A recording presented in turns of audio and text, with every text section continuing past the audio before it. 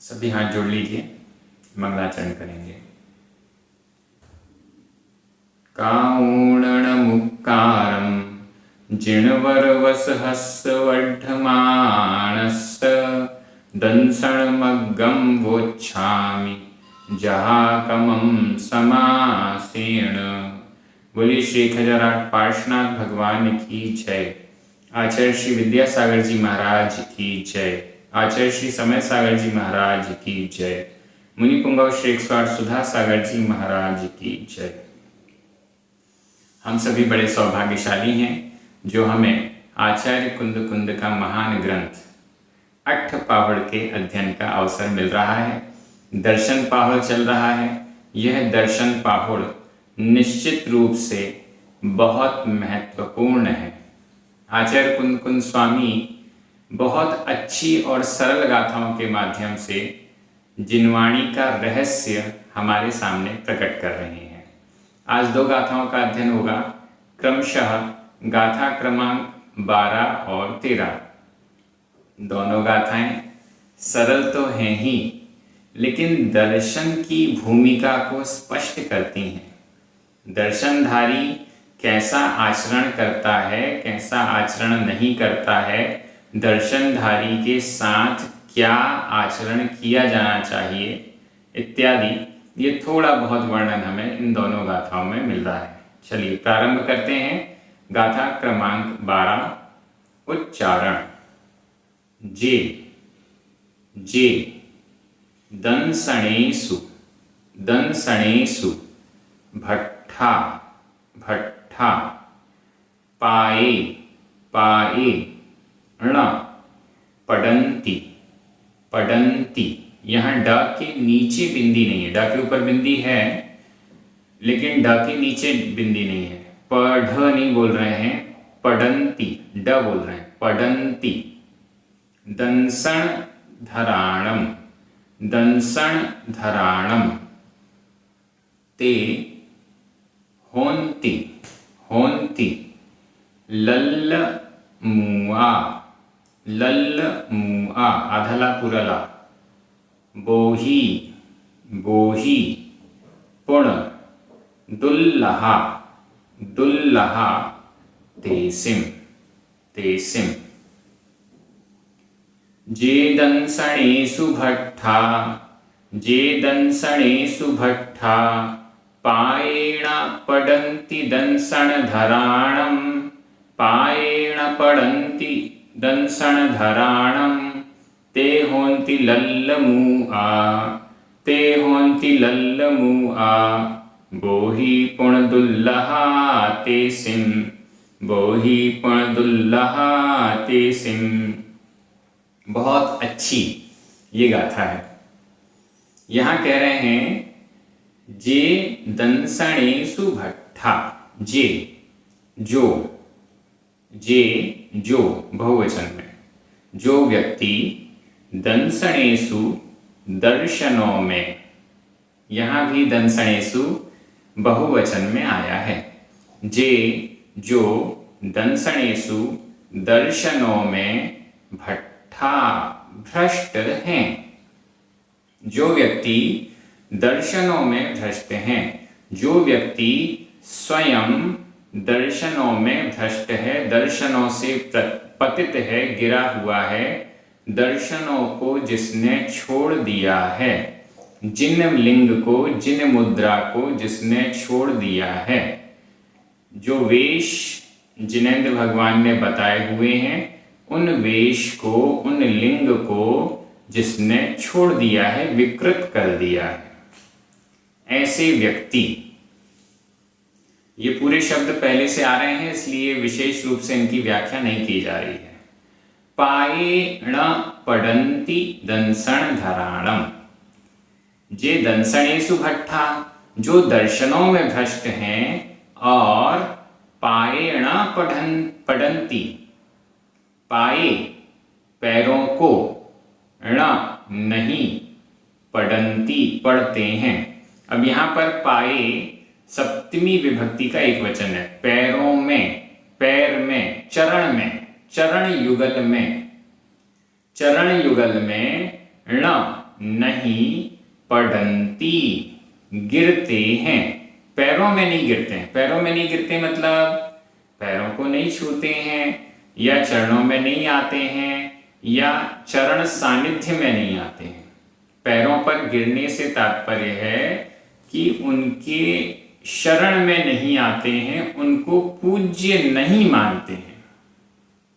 पैरों पर गिरना मतलब समर्पित होना। पैरों पर गिरना मतलब समर्पित होना। मात्र यहाँ पर चरण छूने की बात नहीं है, यहाँ पर बात है समर्पित होने की।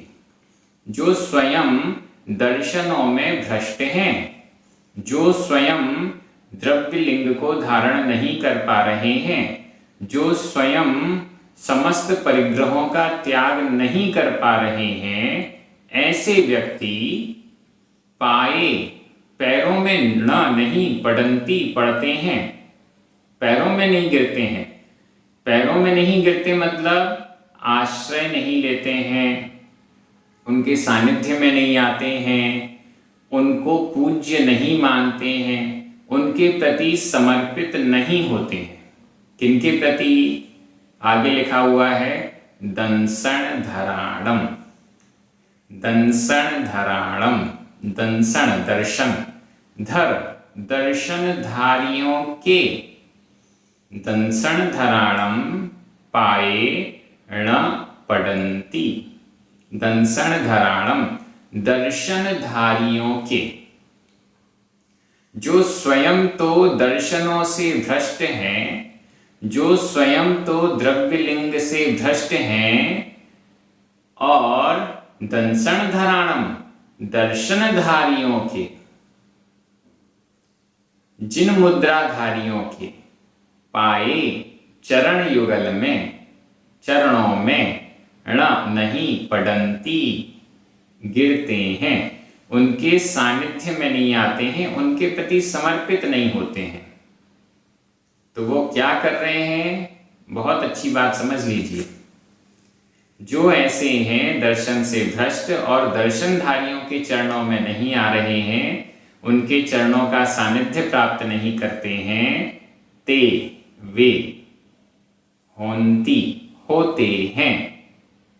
यह वर्तमान काल अन्य पुरुष बहुवचन का क्रिया रूप है। ऊपर पडंती आया, वह भी वर्तमान काल अन्य पुरुष बहुवचन का क्रिया रूप है। होंती, होते हैं, वे होते हैं। क्या होते हैं? लल्ल मुआ। लल्ल और मुआ, मूक। मुआ यानी मूक, मूक यानी गूंगा, जो कुछ भी बोल नहीं सकता। मुआ, मूक। और लल्ल, लल्ल ये देशी शब्द है, इसका अर्थ हुआ अस्पष्टवादी, जो स्पष्ट नहीं बोलता। स्पष्ट नहीं बोलता मतलब जैसे कुछ बच्चे होते हैं, वो तुतला कर बोलते हैं।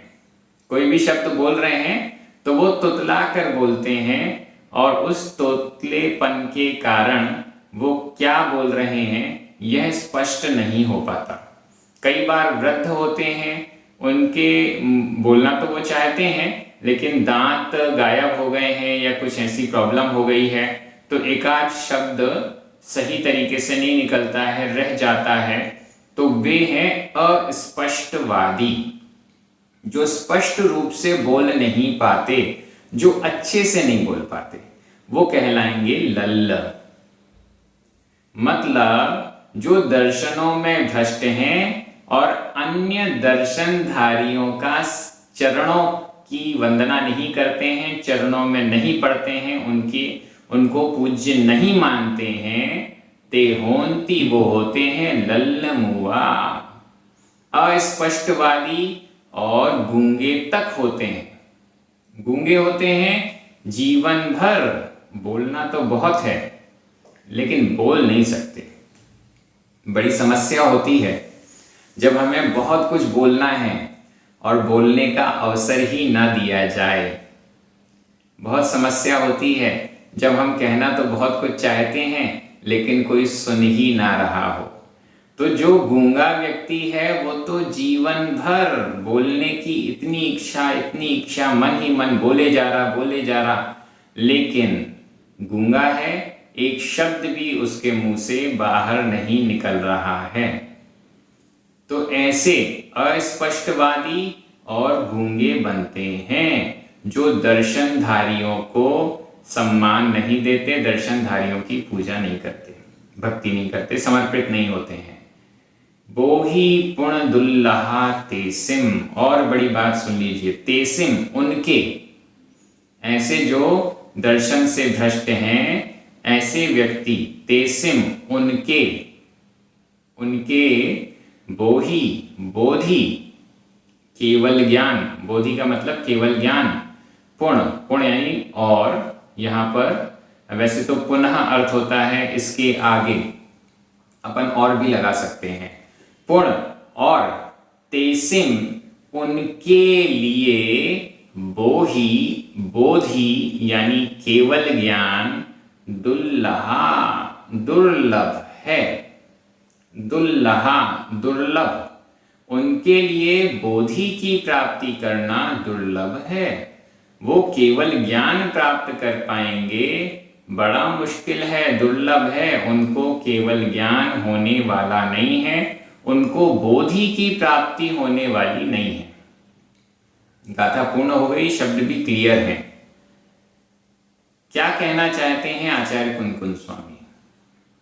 बहुत मतलब सिंपल लॉजिक हम कह सकते हैं, दर्शनधारी स्वयं नहीं है, स्वयं तो दर्शन से भ्रष्ट हो गया है, और जो दूसरे दर्शनधारी हैं उनके पैरों में भी नहीं जा रहा, उनकी पूजा भी नहीं कर रहा, उनको सम्मानित नहीं कर रहा, बल्कि उनको अपमानित कर रहा है, उनसे दूर भाग रहा है, उनकी विनय नहीं कर रहा है, अभिनय कर रहा है, ऐसा व्यक्ति गूंगा होगा, अस्पष्टवादी होगा। केवल ज्ञान की प्राप्ति तो ऐसे लोगों के लिए दुर्लभ है, मतलब प्राप्त हो ही नहीं सकता केवल ज्ञान ऐसे व्यक्तियों के लिए। अब यहां पर ये कह रहे हैं कि अगर हमारे पास कोई गुण नहीं है, इसको हम दूसरे ढंग से घटित करते हैं, अगर हमारे पास कोई गुण नहीं है, ये हमें पता है कि हमारे पास ये वाला गुण नहीं है, दूसरे वाले व्यक्ति, सामने वाले व्यक्ति जिसके पास ये गुण हैं, उसके प्रति हम नतमस्तक नहीं हैं, उसके प्रति हम समर्पित नहीं हैं, उसका सम्मान आदर नहीं करते हैं, बल्कि उससे ईर्ष्या और जलन करते हैं, तो निश्चित मानकर चलिएगा वह गुण हमें कभी प्राप्त नहीं होगा।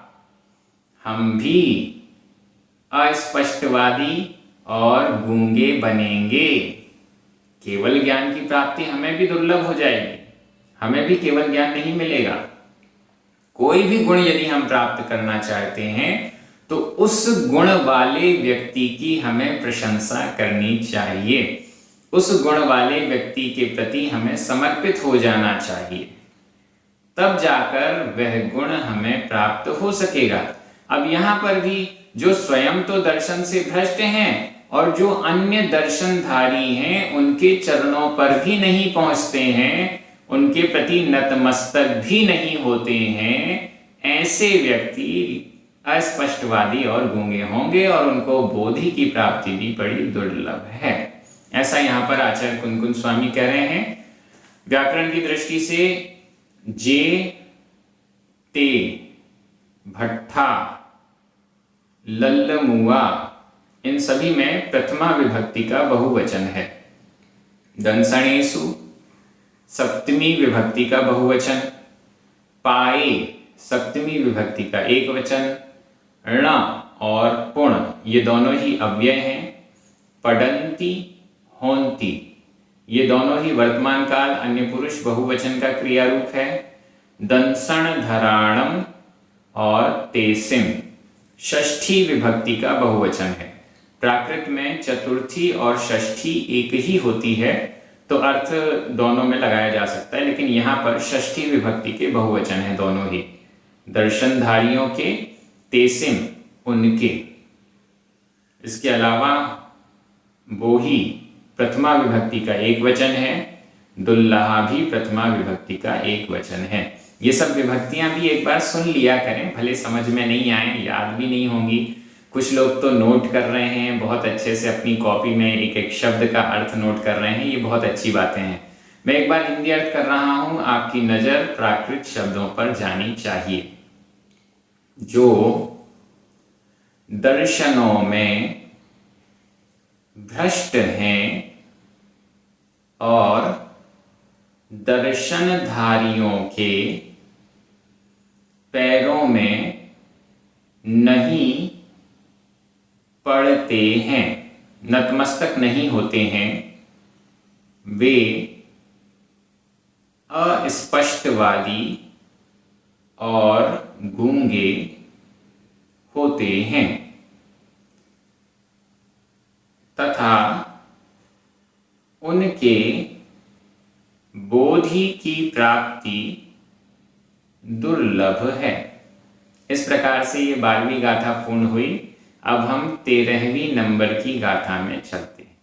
उच्चारण: जे पी पी, पडंती पडंती, च तेसिम तेसिम, जानन्ता जानन्ता, लज्ज गारव भैण लज्ज गारव भैण, तेसिम तेसिम, पी पी, णत्थि णत्थि, बोही बोही, पावम पावम, अणुमोयमाणाणम अणुमोयमाणाणम अणुमोयमाणाणम,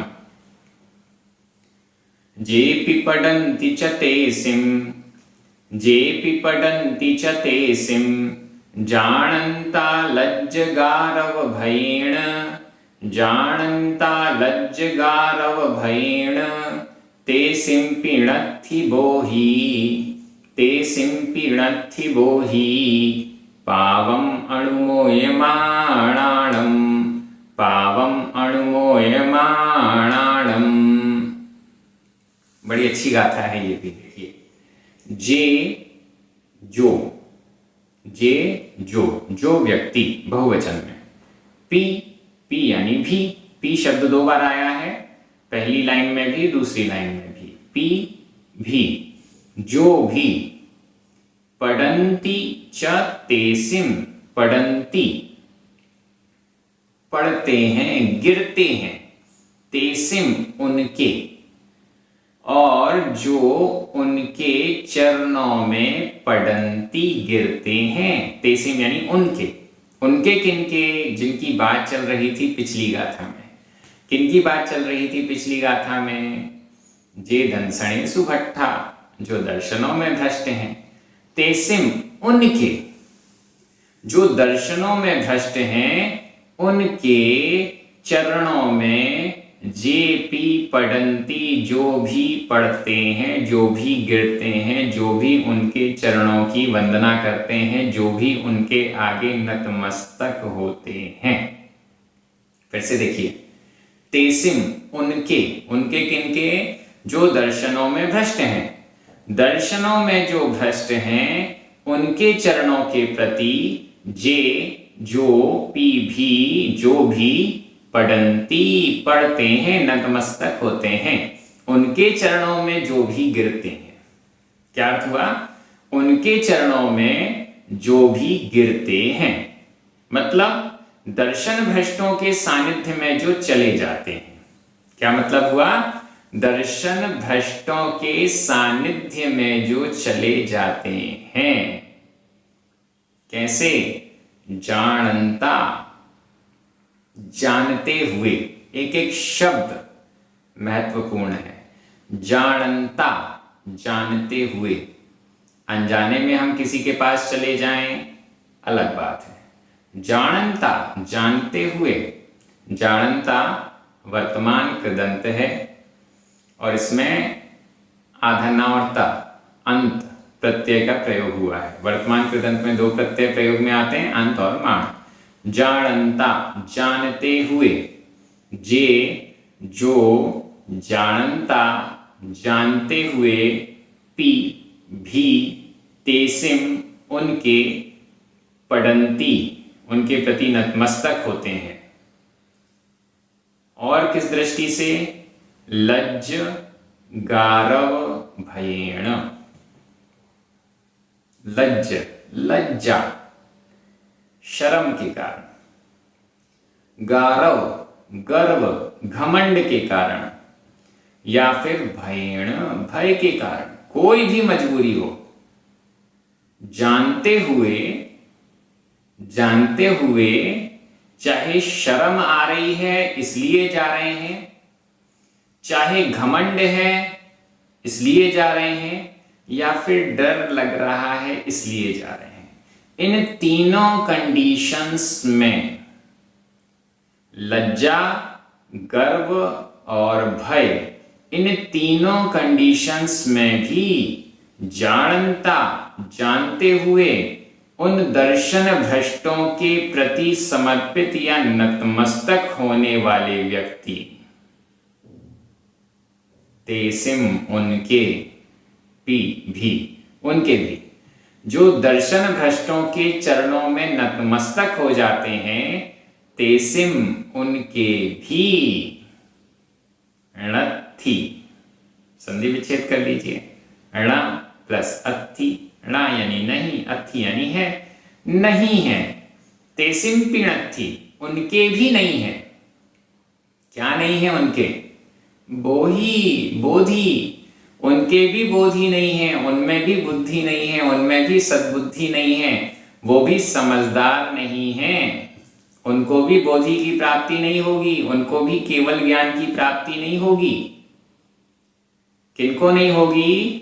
जो जानते हुए शर्म के कारण, घमंड के कारण या भय के कारण, किसी भी कारण से उनके दर्शन भ्रष्टों के चरणों में नतमस्तक हो जाते हैं, उनके दर्शन भ्रष्टों के प्रति समर्पित हो जाते हैं, ऐसे व्यक्तियों के भी बोधि नहीं है, उनके अंदर भी सद्बुद्धि नहीं है, वो भी केवल ज्ञान नहीं प्राप्त करेंगे। क्यों नहीं करेंगे? क्यों नहीं करेंगे? ये क्यों शब्द यहां पर आ रहा है, बहुत महत्वपूर्ण। क्यों नहीं? पावम अणमोयमाणा।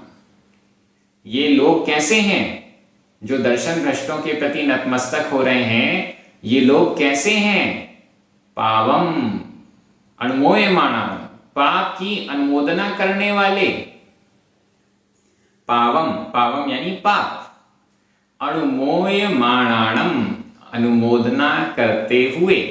यहां भी वर्तमान कृदंत है, माण प्रत्यय लगा हुआ है, अणुमोय माणाणम, माण अणुमोय माण, अनुमोदना करते हुए, जो इनके प्रति नतमस्तक हुआ है, जो इन दर्शन भ्रष्टों की शरण में पहुंच गया है, सानिध्य में पहुंच गया है, वो पाप की अनुमोदना कर रहा है। पावम पाप, अणुमोयमाणा पाप की अनुमोदना करते हुए, तेसिम उनके भी बोहिणत्थि बोधि नहीं है। दर्शन भ्रष्टों के चरणों के सानिध्य ले लेना, दर्शन भ्रष्टों के प्रति समर्पित हो जाना, दर्शन भ्रष्टों से जुड़ जाना पाप की अनुमोदना है। और ऐसे पाप की अनुमोदना करने वालों को भी बोधि की प्राप्ति नहीं होती है, ऐसा आचार्य कुंद स्वामी स्पष्ट कह रहे हैं। क्या जरूरत पड़ गई? हमको शर्म आती है इसलिए हम दर्शन भ्रष्टों के पास चले जाते हैं, हमको घमंड होता है, गर्व होता है, वो हमारा सम्मान करा देंगे, हम अहंकार की पूर्ति के लिए उनके पास चले जाते हैं, या हमको डर लग रहा है कि अगर उनके पास नहीं जाएंगे तो हमको डंडे पड़ेंगे, इस डर के कारण हम उनके पास चले जाते हैं। ऐसा कुछ भी हमें नहीं करना चाहिए। जानते हुए, अनजाने में हम किसी की भी शरण में चले जाएं, ये अलग बात है, लेकिन जानते हुए भी हम उन दर्शन भ्रष्टों के पास जा रहे हैं तो हमारे अंदर बोधि नहीं है, हम तो पाप की अनुमोदना कर रहे हैं, ऐसा समझना चाहिए। आचार्य कुंद स्वामी जैन दर्शन के वे सूर्य हैं जो जिनेंद्र भगवान की वाणी को बहुत स्पष्ट प्रकाशित करते हैं। उनके सामने उनके ग्रंथों को हम अध्ययन करें तो एक एक बात उन्होंने स्पष्ट लिखी है। ये बात अलग है कि कोई समझे नहीं या कोई विपरीत दिशा में उस गाथा को ले जाए, लेकिन उन्होंने तो स्पष्ट कहा है। यहाँ पर व्याकरण की दृष्टि से जे प्रथमा विभक्ति का बहुवचन है, पी 2 बार आया, च शब्द आया, ये तीनों ही अव्यय हैं। पडंती वर्तमान काल अन्य पुरुष बहुवचन का क्रिया रूप है। तेसिम 2 बार आया, दोनों षष्ठी विभक्ति के बहुवचन हैं। एक बार जो तेसिम आया उसका अर्थ है दर्शन भ्रष्टों के, और दूसरी बार जो तेसिम आया उसका अर्थ हुआ दर्शन भ्रष्टों के चरणों में जो नतमस्तक होता है। तो ये दोनों अर्थ तो हुआ उनके, लेकिन दोनों का तात्पर्य अलग अलग है। जानंता और अणुमोय माणाणम ये दोनों ही वर्तमान कृदंत के प्रयोग हैं। जानंता प्रथमा विभक्ति का बहुवचन है और अणुमोय माणाणम यह षष्ठी विभक्ति का बहुवचन है। लज्जगारव भयण तृतीया विभक्ति का एक वचन। तेसिम षष्ठी विभक्ति का बहुवचन। णत्थी ण ये तो अव्यय हो गया। अत्थी वर्तमान काल अन्य पुरुष एक वचन। बोही प्रथमा विभक्ति एक वचन। पावम द्वितीय विभक्ति का एक वचन। मैं हिंदी अर्थ कर रहा हूं, आपकी नजर प्राकृत शब्दों पर जानी चाहिए। जो